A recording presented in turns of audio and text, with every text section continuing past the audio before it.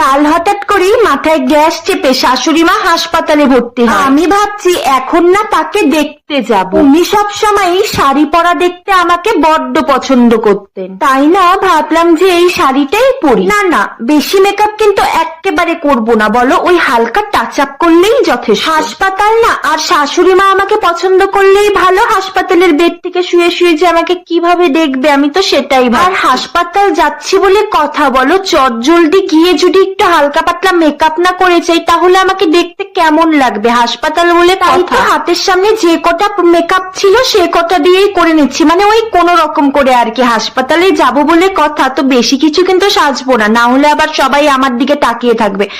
হাতে না মেকআপ করার সময়টুকু পর্যন্ত ছিল না জানো, ওই একটুখানি টাইম বার করে মাত্র 5 মিনিটের মধ্যে আমি সেজেছি। ভাবো, এক মেকআপ করতে করতে শুধু এটাই ভাবছিলাম যে শাশুড়ি মার জন্য বুকটা প্রায় ফেটে যাচ্ছে, মানে